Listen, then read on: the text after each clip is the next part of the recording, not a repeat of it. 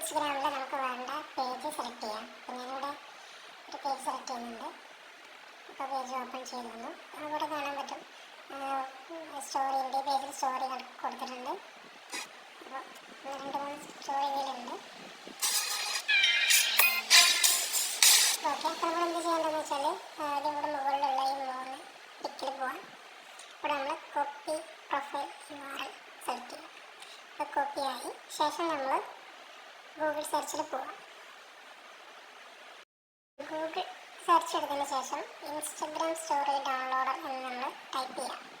അപ്പോൾ നമുക്കിങ്ങനെ കുറേ ലിങ്ക് വരും. ഞാനിതിൽ കാണിച്ചു തരാൻ പോകുന്നത് 2ാമത്തെ ലിങ്കാണ്. അതിൽ സ്റ്റോറി സേവർ അത് ഓപ്പൺ ചെയ്യാം. ഓപ്പൺ ചെയ്ത് കഴിഞ്ഞാൽ ഇങ്ങനെ ഒരു വിൻഡോ ഓൺ ആയി വരാം. അടിയിലേക്ക് സ്ക്രോൾ ചെയ്യാം. ശേഷം ഇവിടെ enter Instagram account user name എന്നുള്ളത് ഇവിടെ നമ്മൾ പേസ്റ്റ് ചെയ്യാം. അതിനുശേഷം ഡൗൺലോഡ് എന്ന് കൊടുക്കാം. അപ്പോൾ ഇവിടെ പ്ലീസ് ചെക്ക് ക്യാപ്ഷൻ എന്ന് പറയും. ഇവിടെ I am not a robot എന്ന് കൊടുക്കുക. ടിക്ക് ചെയ്ത് കൊടുക്കുക. ടിക്കായതിനു ശേഷം ഇങ്ങനെ കറങ്ങിക്കൊണ്ടിരിക്കും. കറങ്ങി കഴിഞ്ഞതിന് ശേഷം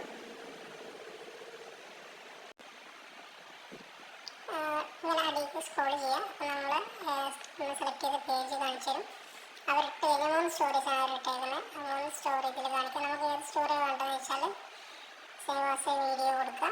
അപ്പോൾ ഇങ്ങനെ ഒരു വിൻഡോ ഓപ്പൺ ആയിട്ട് വരും. ഇതിൽ നമ്മൾ ഡൗൺലോഡ് കൊടുക്കുക. അപ്പോൾ ഡൗൺലോഡായിട്ട് നമുക്ക് ഇതിൽ സൗണ്ട് അടക്കം ഡൗൺലോഡായിട്ട്